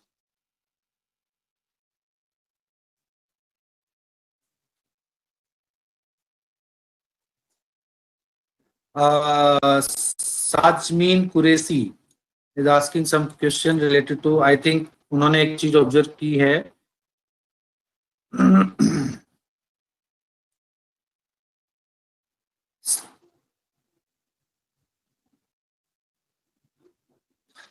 नहीं, एक आप देखोगे, एक जगह पे आपके जो टेस्ट है, उस टेस्ट में आप यहां देखोगे, तो यहाँ क्या है, यहाँ जो स्कोर है, ये जो ब्लॉक है, ये ब्लॉक यहाँ दिया हुआ नहीं है, तो आपको ये ब्लॉक लगाना है।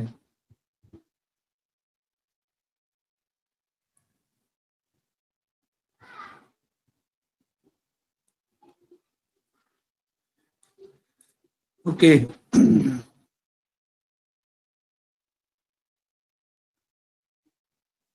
How this is possible, Shreya Sarkar, that parent are not about the behavior? तो इसका मतलब अगर पेरेंट्स की नजर में अगर वो बिहेवियर नहीं है प्रॉब्लम बिहेवियर, तो इसका मतलब वो प्रॉब्लम बिहेवियर है ही नहीं। इसका मतलब उसकी फ्रीक्वेंसी और ड्यूरेशन बहुत कम है, that it will not count in behavior if parents don't know about that particular। हाँ, पेरेंट उसके साथ नहीं रहते बच्चे के साथ तो बोल सकते हैं। I have given this answer। Quarter second, first quarter, second quarter, third जो है वो जब हम इंटरवेंशन देते हैं, जब आप मास्टर डिग्री साइकोलॉजी करके जब आप अपनी प्रैक्टिस करेंगे, then you can use this. In practical purpose only baseline column will use.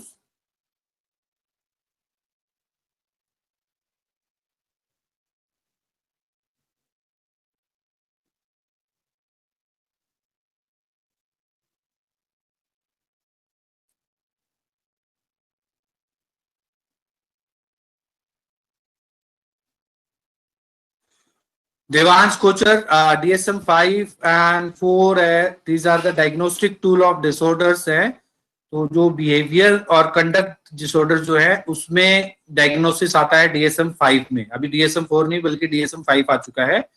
और जो इंडियन टूल्स जो बने हैं, डेफिनेटली उनका जो लिटरेचर है, उनके जो नॉर्म्स हैं, उन्हीं कैरेक्टरिस्टिक्स को देख के बनाए जाते हैं।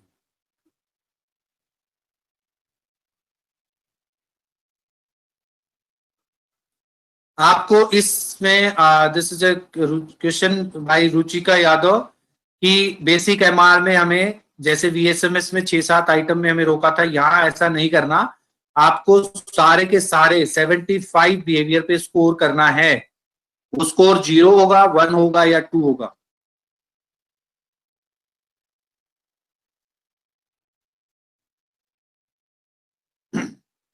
Priyanshu Gupta, if you are not able to like you are not satisfied with parent statements, just recheck, reassess, ask the same question in different way.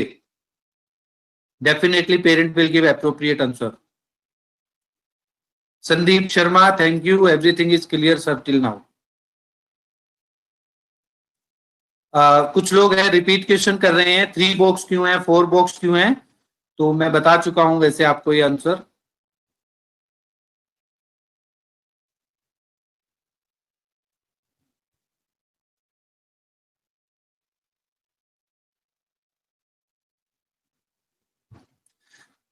कोई डिस्क्रिपेंसी नहीं आती है मुस्कान, पेरेंट रिस्पॉन्स और आपकी जो ऑब्जर्वेशन है उसका मैच होना चाहिए। हमें कंपटीशन नहीं करना पेरेंट्स की स्टेटमेंट से, हमें असेसमेंट करनी है एक बच्चे की। तो जो पर्टिकुलर असेसमेंट है बच्चे की वो हमारे पास आनी चाहिए। उसके लिए हमें पेरेंट्स से क्रॉस चेकिंग करनी पड़े, बच्चे की ऑब्जर्वेशन करनी पड़े, एक्चुअल जो बिहेवियर है उस बिहेवियर को असेस करना is our purpose.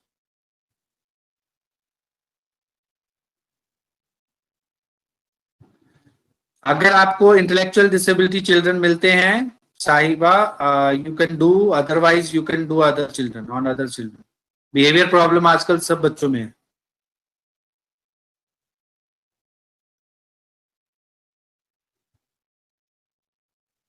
Same questions.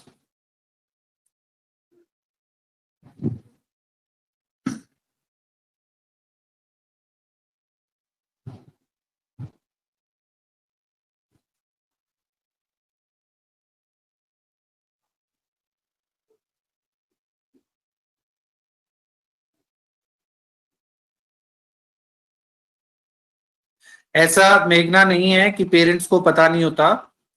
Every parent is aware about the behaviour problem, और पेरेंट ही आते हैं साइकोलॉजिस्ट के पास बिहेवियर प्रॉब्लम की वजह से।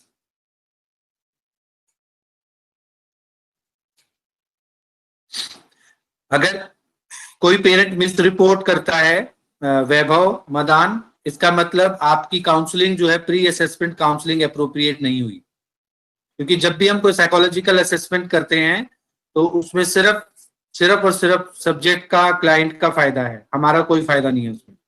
तो वो जो प्री असेसमेंट काउंसलिंग इंपॉर्टेंट है, और प्री असेसमेंट काउंसलिंग अगर अच्छी होगी you will get appropriate information. वही सीखना है आपको, वही स्किल सीखनी है आपको साइकोलॉजी में। साइकोलॉजी इज नॉट दैट कि भी आपके पास गुड कम्युनिकेशन स्किल्स हैं, अच्छी स्किल्स हैं बात करने की और यू कैन डू, नो। आपको स्किल सीखनी है how you can make a good rapport to get information from parents in this test. Interpretation अभी हम बात करेंगे। आपको सबसे पहले बिल्कुल यही है कि आपको एक क्वेश्चनर लेना है, आपको प्री असेसमेंट काउंसलिंग करनी है, इसका पर्पस बताना है, आपको बताना है कि अगर आप बताएंगे तो हम आइडेंटिफाई कर पाएंगे, असेस कर पाएंगे उसके प्रॉब्लम बिहेवियर एरिया को और प्रॉब्लम बिहेवियर्स को, और जिसके बेसिस पे that you can plan also. If you don't know you can contact to any psychologist और can help to your subject.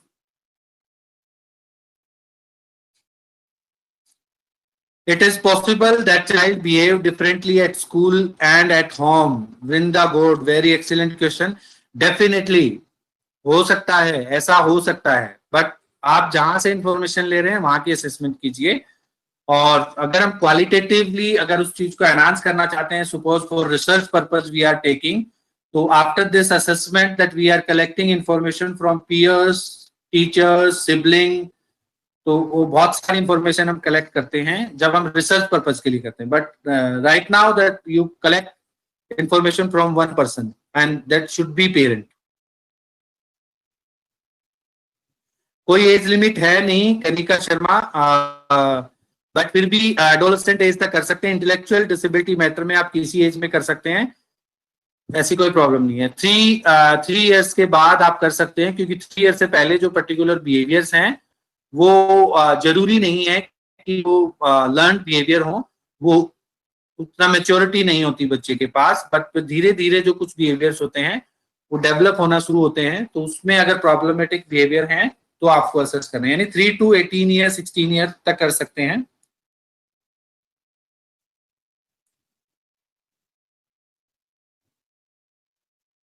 Is this a universal test or every psychologist can design their own test? सिमरन सानी, कोई भी test हम use करते हैं psychology में ऐसे ही नहीं करते, सारे के सारे टेस्ट साइंटिफिक रिसर्च बेस्ड होते हैं। अगर आपने रिसर्च की क्लास ली होती तो आई थिंक आप समझ पाते इस चीज को, कि एक बार हमने पूरा डिस्कस भी किया था कि साइंटिफिक, एम्पिरिकल और कंट्रोल्ड वे में बनाए जाते हैं टेस्ट, यानी कि रिसर्च बेस्ड बनाए जाते हैं। और जिस तरह से मशीनें बन के ISI मार्का लगता है, उसी तरह से साइकोलॉजिकल टेस्ट में वैलिडिटी एंड रिलायबिलिटी होती है। विदाउट रिलायबिलिटी कम, अगर वैलिडिटी और रिलायबिलिटी अच्छी नहीं है, ज्यादा नहीं है, तो वो टेस्ट ज्यादा वैलिड नहीं होता, क्योंकि वो जनरलाइज नहीं किया जा सकता। कहने का मतलब वो जनरलाइज नहीं किया जा सकता।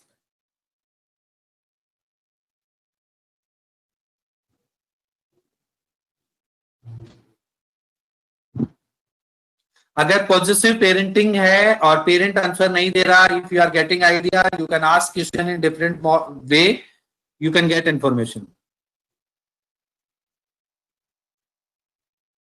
आई am sure that as a professional psychologist professional मेरे सामने नहीं छुपा सकता पेरेंट बिहेवियर। इसका मतलब क्या हुआ कि way of talking, way of collecting information, how you are recross that informations, आप ये सारी की सारी जो स्किल्स होती हैं, ये पर्टिकुलरली आप जैसे 2, 4, 5 बार करेंगे test, then you can collect information.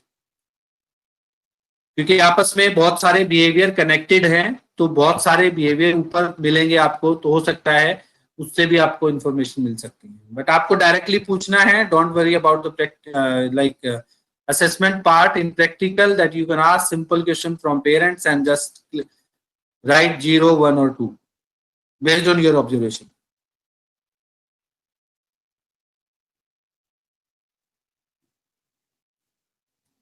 Is there any similar assessment on behavior which can be done with young adult? You can do this assessment also with young adult. आप देखोगे ज्यादातर जो हम प्रॉब्लम बिहेवियर असेस करते हैं, तो बहुत सारे, मान लो बहुत सारे बिहेवियर इसमें हैं, तो वो काउंट हो जाते हैं। मैं अभी एक्सपेक्ट कर रहा हूं कि आपके जो सारे क्वेश्चंस हैं वो क्लियर हो गए हैं। फिर भी नहीं है, you can rewrite in question box and हम आगे चलते हैं।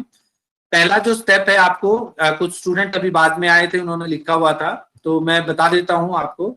सबसे पहले आपके पास एक क्वेश्चनियर है, तो आपको जो प्रैक्टिकल लिखनी है, स्टेप्स वही हैं जो हमने लास्ट प्रैक्टिकल में बात की थी। आपका और एम ऑब्जेक्टिव चेंज हो जाएगा। Here the objective will be to assess the behaviour problem of children by using behaviour assessment scale for Indian children. दूसरा, इसमें हम अडेप्टिव बिहेवियर को लिखेंगे, मेल अडेप्टिव बिहेवियर का इंट्रोडक्शन लिखेंगे, प्रॉब्लम बिहेवियर का इंट्रोडक्शन लिखेंगे। जो इंट्रोडक्शन पार्ट है उसमें अडेप्टिव बिहेवियर क्या होता है, मेल अडेप्टिव बिहेवियर क्या होता है और प्रॉब्लम बिहेवियर क्या होता है। अडेप्टिव बिहेवियर क्या होता है, जो एडिक्वेट और एज अप्रोप्रिएट बिहेवियर है, जो डे टू डे रूटीन में बच्चा करता है। और मेल एडेप्टिव बिहेवियर क्या है, जो कि डिस्ट्रैक्टेड होता है, एक पर्टिकुलरली प्रॉब्लमेटिक होता है, वो प्रॉब्लम बिहेवियर है। और जो इंट्रोडक्शन में सिर्फ इतना ही लिखना है आपको। इसके बाद जो mainly, hello I am in class, I will call you later, I will call you, right. So जो उसके बाद जो प्रिकॉशंस इंस्ट्रक्शंस है, मटेरियल इसमें सेम है कि आपने यहाँ वहां VSMS का क्वेश्चनियर लिखा है, यहाँ आप अपना बेसिक MR का ये बुकलेट आप बोल सकते हैं इसको, तो ये आप लिखेंगे पेन पेंसिल और ये सब चीजें। तो उसके बाद जो अब आप प्रैक्टिकल कंडक्ट करेंगे तो आपके पास में एक पेरेंट होना चाहिए, उसके साथ बच्चा होना चाहिए, जिस बच्चे को आप ऑब्जर्व कर पाए, पेरेंट हो गार्जियन हो, उससे आप एक इंटरव्यू लेंगे। ये क्वेश्चनियर आपके पास रहेगा, आप इंटरव्यू लेंगे और आप इसमें स्कोर करते रहेंगे। आपको ये क्वेश्चंस पूछने हैं, यहां से स्टार्ट करना है। This is the first page जो आपके पास में भी है। आपको ये क्वेश्चन पूछने हैं कि भी अच्छा दूसरों को मारता है, किक करता है, दूसरों को पुश करता है। तो इस तरह से अलग अलग जो बिहेवियर यहाँ दिए हैं, दीज आर सिंपल बिहेवियर, जो नॉर्मली पर्टिकुलरली अगर देखेंगे तो बहुत सारे ऐसे बिहेवियर हैं इसमें जो शायद हमारे भी पर्टिकुलर बिहेवियर होंगे बचपन में, ठीक है। तो डिपेंड ऑन द फ्रीक्वेंसी कि उसकी फ्रीक्वेंसी क्या थी। बट अगर अगर आप ऑब्जर्व करेंगे किसी इंटेलेक्चुअल डिसेबिलिटी, ऑटिस्टिक बच्चा या IDHD बच्चा ऐसे, तो उनके बिहेवियर ज्यादा सीवियर होते हैं, वो जो है स्कोर जो है 2 में आएगा, ज्यादातर आता है 2 और 1 में। बहुत सारे ऐसे बिहेवियर्स उसमें मिलेंगे। तो आपको ये पर्टिकुलरली 75 आइटम्स हैं, इनको पूरा करना है, ये स्कोर आपको देने हैं। वो स्कोर आपको पेरेंट्स की इंफॉर्मेशन के बाद में पता चलेगा, ठीक है। अब आती है बारी how to score and how to we can count cumulative percentage, कि हम बोल पाए हमारी जो बेसलाइन अगर हमें पता चलेगी, बेसलाइन जैसे कि 20 आ गई, तो इसका मतलब क्या है कि अब हम काम करेंगे उस बिहेवियर पे और दोबारा हम 2 महीने बाद असेसमेंट करेंगे, तो वो कम होनी चाहिए, वो रिड्यूस होनी चाहिए। अगर रिड्यूस होगी तो क्या है कि बिहेवियर मॉडिफिकेशन का यूज हो रहा है, ठीक है, इसलिए करते हैं। लेकिन आपको सिर्फ बेसलाइन करना है, सिर्फ only baseline, focus on baseline. तो जो पर्टिकुलर बिहेवियर है आपको स्कोर करने हैं। दूसरा मैं पहले ही बता देता हूं, ये जो लाइन लगी हैं, ये जो लाइंस लगी हैं, ये लाइंस थोड़ा सा मिसप्रिंट है, अलग अलग, जैसे कि ये लाइन यहाँ आनी थी 16 आइटम्स पे, ठीक है। ये वाली जो लाइन है यहाँ आनी थी 16 आइटम पे, तो आपको यहाँ पे कोई फोकस नहीं करना, इसको चेक करना है। तो आप दोबारा जा सकते हैं इन आइटम्स पे, क्योंकि फियर का कौन सा है, 72 से लेके 75 आइटम्स है, ठीक है। हाइपर एक्टिविटी का 54 से 56 है। तो इस तरह से जैसे मिसबिहेव विद अदर है, कौन से आइटम से कौन से आइटम। इसके लिए मैंने आपके लिए एक टेबल बनाई है कि आपको कंफ्यूजन ना हो, और वो आप टेबल का स्क्रीनशॉट आप लेंगे तो काफी हेल्प मिलेगी आपको सीखने समझने में। तो ये जो पर्टिकुलर 1 to 75 बिहेवियर हैं, इन बिहेवियर में आपको ये स्कोर लिखना है यहाँ। वो स्कोर कौन सा है, स्कोर ये वाला स्कोर, ये जो स्कोर है 75 आइटम में जो आपने लिखा है, आपने आफ्टर ऑब्जर्वेशंस आप लिखेंगे, आफ्टर इंटरव्यू विद पेरेंट्स और guardian you will collect this score, you will enter in this these boxes, ठीक है। जैसे पहले का कितना है, दूसरे का कितना है, तीसरे का कितना है, फोर्थ का कितना, 5 का कितना। तो 1 से लेके 75 तक कंप्लीट करना है, कोई भी क्वेश्चन आपको छोड़ना नहीं है।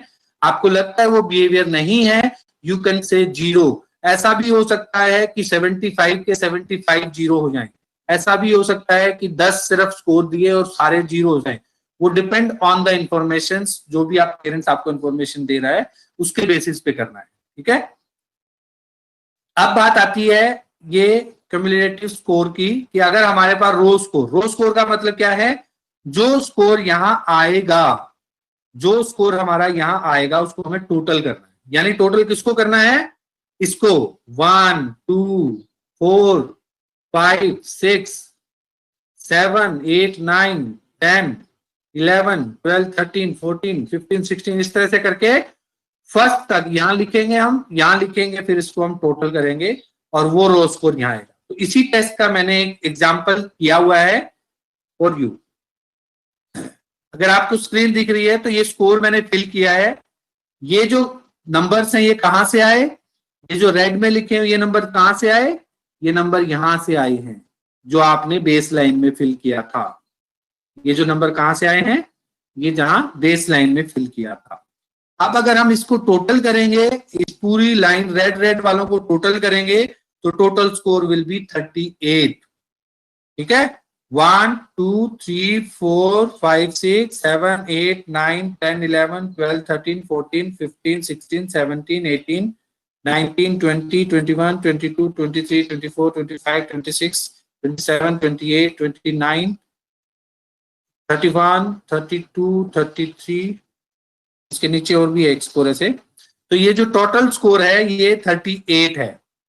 टोटल जो काउंट करेंगे, जो आपका स्कोर आएगा आपको वो काउंट करना है, जो टोटल स्कोर काउंट करेंगे वो आपका रो स्कोर होगा, ठीक है। उस रो स्कोर में आपको किस तरह से क्यूमुलेटिव परसेंटेज निकालनी है, तो वो मैंने आपको करके दिखाई है यहाँ, कि आप रो स्कोर अपॉन 150 मल्टीप्लाई 100, यानी कि हाईएस्ट स्कोर कितना होगा। This will be a question for you in question box, write down fast. मैं चाहूंगा सब लोग रिस्पॉन्स करेंगे। There is a question for you कि हाईएस्ट टोटल स्कोर कितना हो सकता है, हाईएस्ट टोटल स्कोर पूरे टेस्ट का, write down fast. Dhairya Kumar first response किया, हिमानी अग्रवाल, अदिति, पलक, दिव्यांश, माही, वेरी नाइस, बहुत सारे हैं। मोनिका शर्मा 3 लिखा है, गलत है। बहुत सारे लोगों ने 75 लिखा है, गलत लिखा है। The highest score will be 150। क्यों? क्योंकि हमारे पास टोटल 75 आइटम है, मैक्सिमम स्कोर 2 है, मिनिमम स्कोर 0 है। तो मिनिमम स्कोर कितना हो सकता है, 150 is right answer. Very good, 0, very good, बहुत अच्छा, बहुत सारे स्टूडेंट्स ने रिस्पॉन्स किया। Maximum score can be 150 and minimum score will be 0। और जो हमारा रो स्कोर आएगा, रो स्कोर हमारा इसी के बीच में आएगा, 0 से 150 तक, ठीक है। तो एक्सीलेंट, आप जाग रहे हैं इसका मतलब।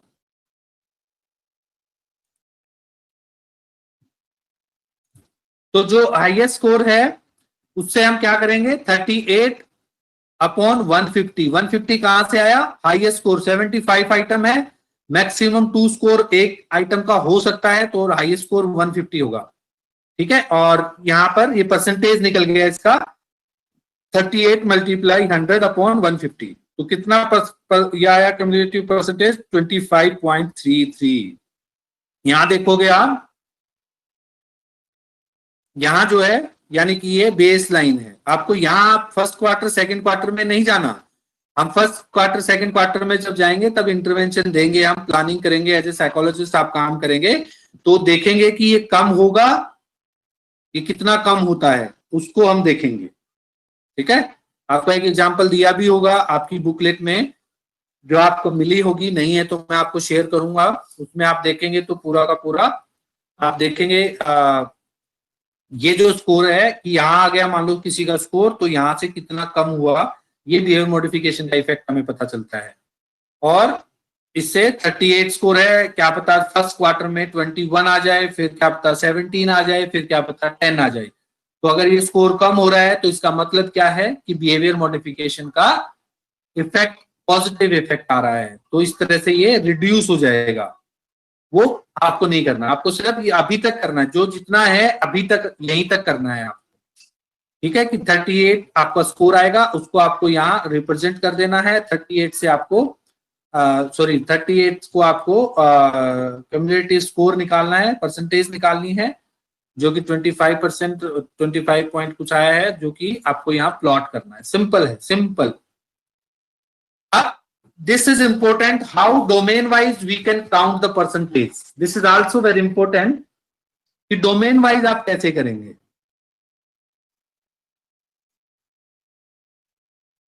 मैं ये आपको स्लाइड में आपसे छुपा रहा हूं, and this is question for all of you. जल्दी से आप रेडी रहें, आपको बताना है। आपके सामने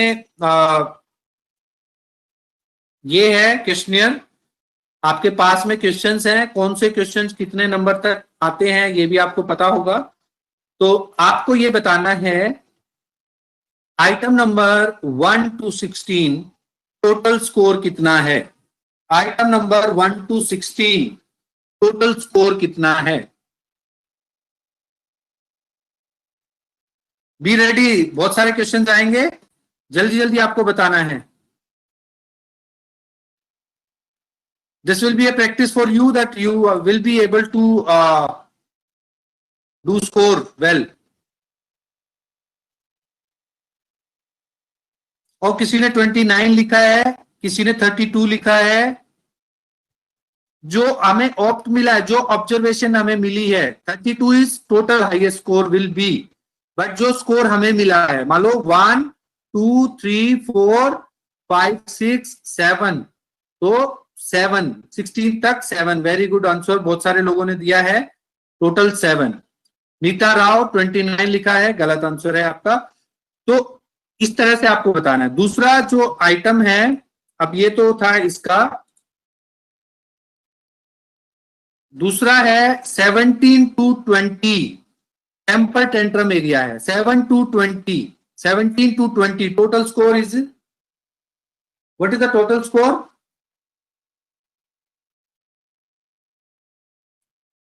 right down fast.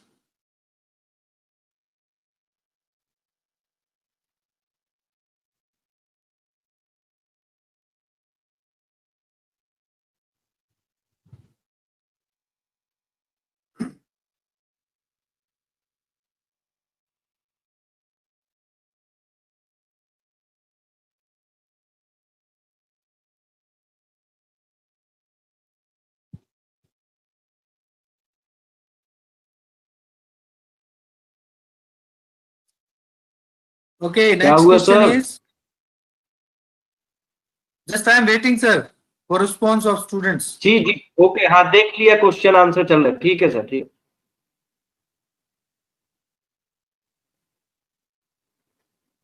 Next question जो है आपके लिए ये है, misbehave with other. Item number 21 से लेके 27 तक, what will be the score we got from this sheet. कितना स्कोर हमें मिला है?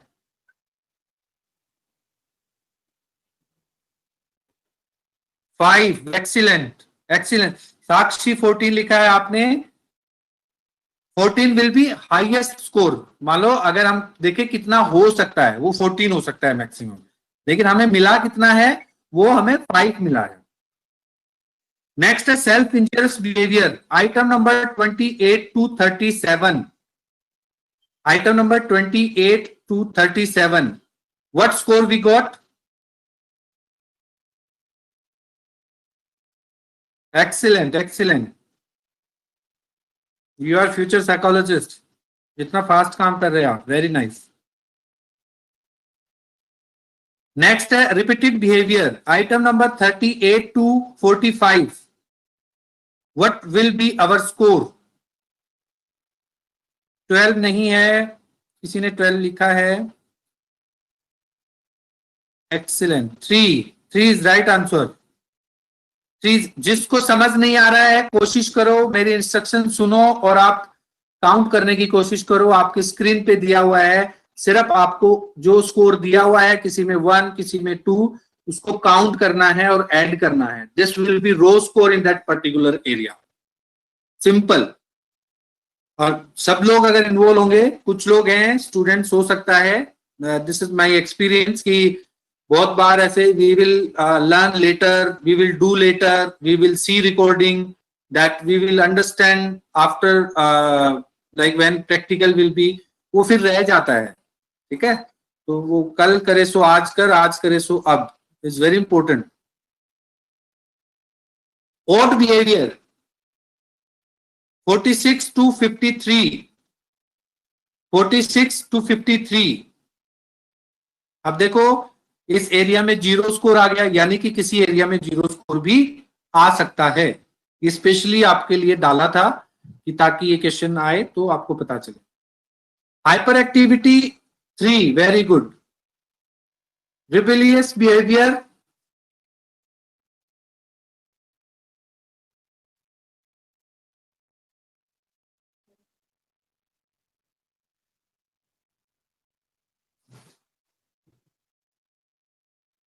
Okay, next.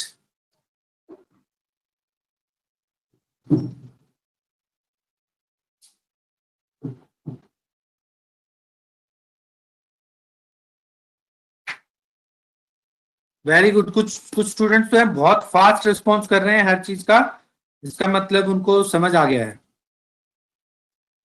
ओके, फियर का कितना है?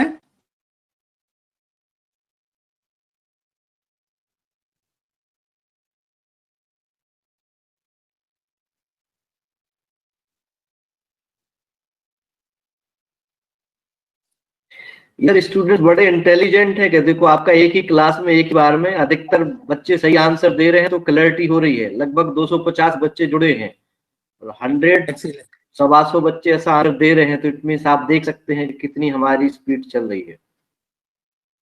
अच्छा है ये तो।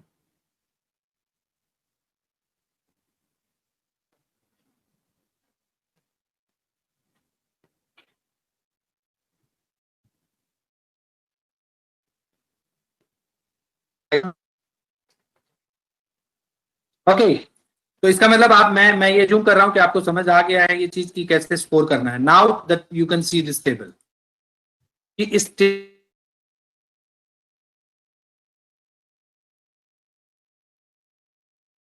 वॉइस रुक गई है साहब, डॉक्टर साहब।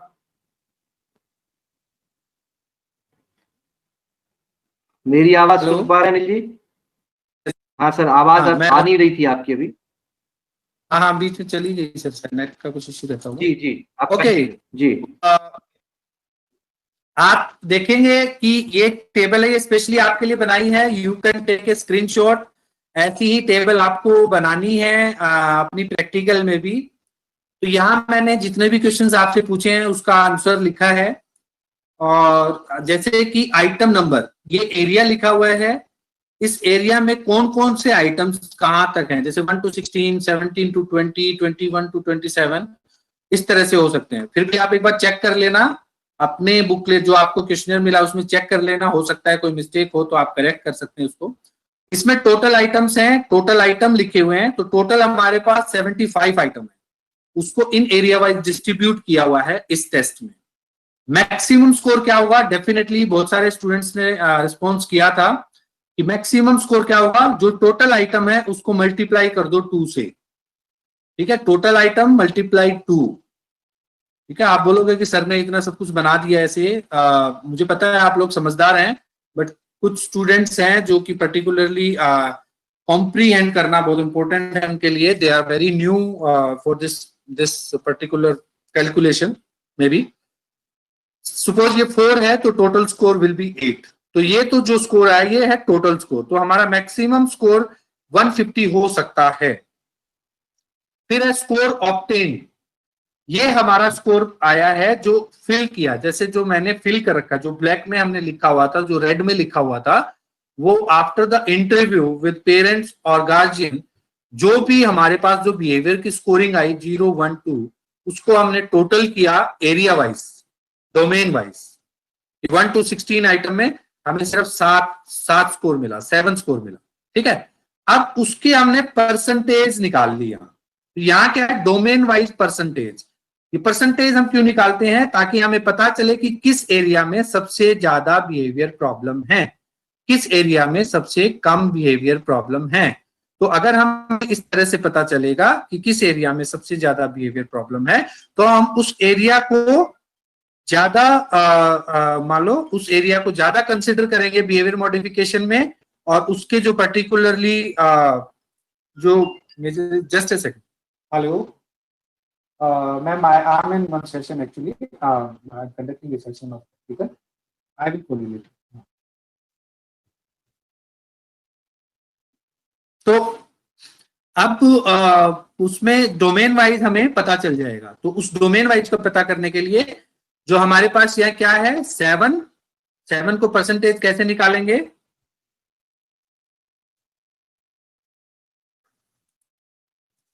मैं निकाल के दिखा देता हूं फिर भी, क्योंकि मे भी हो सकता है आपको ना समझ आए।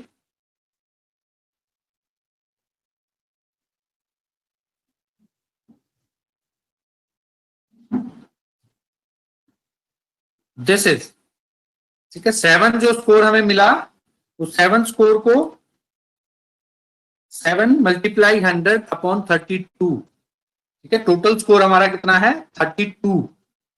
तो किस एरिया में, इस पर्टिकुलर एरिया में, यहां कितना होगा टोटल स्कोर 8 है, ठीक है।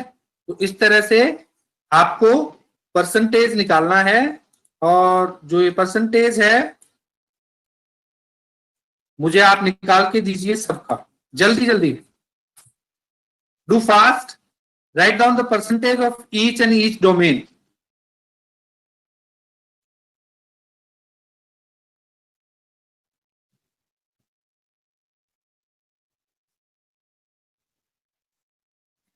आप नंबर लिख दीजिए, सीरियल नंबर 1 उसका परसेंटेज, सीरियल नंबर 2 उसका परसेंटेज, ऐसे करके लिख दीजिए, area wise we can distribute.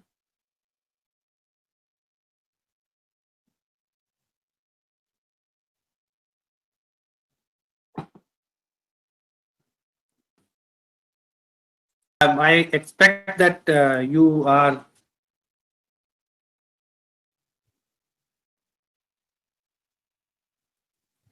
this.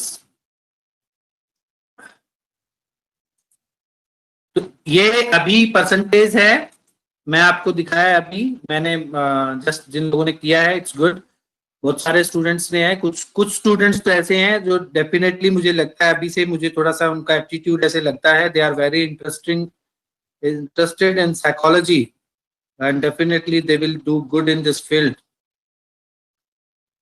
अपने टीचर्स और इंस्टीट्यूट और यूनिवर्सिटी का नाम रोशन करेंगे, इट्स गुड।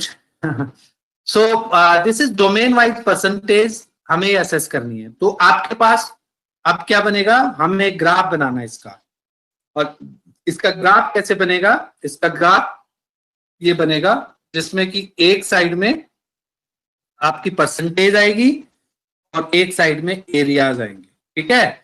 ये ग्राफ बहुत आसान है, कुछ स्टूडेंट्स पूछते हैं कि ग्राफ कैसे बनेगा, एक्सेल में बहुत इजीली बनता है, ठीक है। फिर भी अगर आपको नहीं पता तो आप एक यूट्यूब पे देखिए, how to make graph in Excel, ठीक है, बड़ी मान लो 10 मिनट्स की वीडियो आपको मिलेगी, and that you will be able to make a graph. और आप ग्राफ पेपर पर भी बना सकते हैं, आप ब्लैंक पेपर पर भी बना सकते हैं, ठीक है। This is we are learning from 5th class data handling. तो ये ग्राफ बनेगा।